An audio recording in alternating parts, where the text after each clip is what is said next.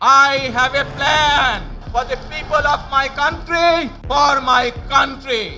I have a plan. দেশে ফিরেই লাখো জনতার সমাবেশে তারেক রহমান ঘোষণা করেছেন, শুধু স্বপ্ন নয়, স্বপ্ন বাস্তবায়নের পরিকল্পনা আছে তার হাতে। বাংলাদেশের অন্য সব নেতার থেকে তারেক রহমানের পার্থক্য এখানেই। সবাই প্রতিশ্রুতির ফুলঝুরি ফোটান, আর তিনি দেখালেন স্বপ্ন বাস্তবায়নের রূপরেখা। এরই মধ্যে তার পরিকল্পনাও প্রকাশ করেছেন। ৮ ডিসেম্বর ঢাকা বিএনপির দেশ করার পরিকল্পনা অনুষ্ঠানে ৮টি সুনির্দিষ্ট পরিকল্পনা তুলে ধরেন দলের ভারপ্রাপ্ত চেয়ারম্যান তারেক রহমান। কি আছে তারেক রহমানের পরিকল্পনায়? তারেক রহমানের পরিকল্পনায় একটি কল্যাণ রাষ্ট্র গড়ার রূপরেখা আছে। নির্বাচনে জয়ী হলে ৮টি খাত ভিত্তিক এই পরিকল্পনা তাৎক্ষণিকভাবে বাস্তবায়ন করা সম্ভব হবে। এর মধ্যে সবার আগে আছে কৃষি। বিএনপি ক্ষমতায় গেলে কৃষক কার্ড চালু করবে। প্রত্যেক ইউনিয়নে হবে সরকারি ক্রয় কেন্দ্র, যেখানে কৃষকরা সরাসরি তাদের পণ্য সরকারের কাছে বিক্রি করতে পারবে। কৃষক কার্ডের মাধ্যমে ন্যায্য মূল্যে সার, বীজ, কীটনাশক, সরকারি ভর্তুকি, স্বল্প মূল্যে কৃষি যন্ত্রপাতি, স্বল্প ব্যয়ে সেচ, ঋণ, কৃষি বীমা ইত্যাদি সুবিধা পাবেন। পরিকল্পনার দ্বিতীয়টি কর্মসংস্থান। বিএনপি সারা দেশে কর্মসংস্থানের জোয়ার সৃষ্টি করতে চায়। প্রতিটি হাতে কাজের নিশ্চয়তা তৈরি করতে চায় দলটি।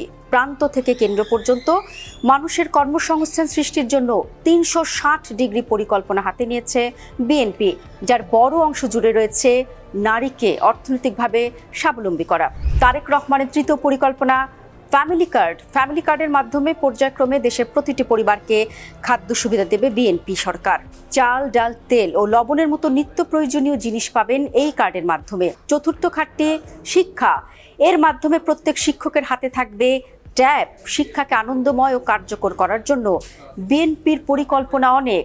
এর মধ্যে কর্মসংস্থান তো যুক্ত আছেই, একই সাথে আছে নারীদের জন্য শিক্ষাঙ্গনকে নিরাপদ করার নিশ্চয়তাও। পঞ্চম পরিকল্পনা হিসেবে দুর্নীতিমুক্ত স্বাস্থ্যসেবা। সুলভ মূল্যের স্বাস্থ্যসেবা নিশ্চিত করার পাশাপাশি দেশকে মশামুক্ত করার পরিকল্পনাও আছে বিএনপির। ডেঙ্গু, চিকুনগুনিয়া, ম্যালেরিয়ার মতো প্রাণঘাতী রোগ প্রতিরোধে বছর জুড়ে থাকবে মশা নিধন এবং চিকিৎসা কার্যক্রম। ষষ্ঠ বিশেষ পরিকল্পনাটি ধর্মীয় খাতে। সকল ধর্মীয় নেতাকে দেয়া হবে মাসিক সম্মানী ও উৎসব ভাতা। খতিব, ইমাম, মুয়াজ্জিনদের সামাজিক মর্যাদা বৃদ্ধির পাশাপাশি হিন্দু, বৌদ্ধ, খ্রিস্টান, অন্যান্য ধর্মের উপাসনালয়ের প্রধানরা সবাই পাবেন মাসিক সম্মানী উৎসব ভাতা। সপ্তম পরিকল্পনাটি পরিবেশ নিয়ে। ক্ষমতায় গেলে সারা দেশে অন্তত ২০,০০০ কিলোমিটার খাল ও নদী খনন, পুনর্খনন এবং ২৫ কোটি গাছ লাগাবে দলটি। অষ্টম খাতটি খেলা নিয়ে। প্রত্যেক বিভাগে বিকেএসপি, প্রত্যেক জেলায় স্পোর্টস ভিলেজ ও প্রত্যেক উপজেলায় ক্রীড়া কর্মকর্তা ও ক্রীড়া শিক্ষক নিয়োগ করা হবে। নতুন করে স্পোর্টস কর্মসূচির মাধ্যমে সারা দেশ থেকে ক্রীড়া প্রতিভা খুঁজে বের করা হবে। তারেক রহমান ঘোষণা করেছেন, উন্নয়ন মানেই শুধু বড় বড় পরিকল্পনা নয়। বিএনপি বিশ্বাস করে মানুষের জীবন, পরিবার ও সমাজের সম্মিলিত অগ্রগতি পারে একটি নতুন স্বপ্নের বাংলাদেশ করতে। বিএনপি এর মধ্যে রাষ্ট্র মেরামতের ৩১ দফা সংস্কার কর্মসূচি ঘোষণা করেছে। এর মধ্যে তারেক রহমানের অগ্রাধিকার ভিত্তিক ৮ খাতের পরিকল্পনাও প্রকাশিত হলো। বিএনপি নির্বাচনী ইশতেহার প্রণয়নের কাজও চলছে।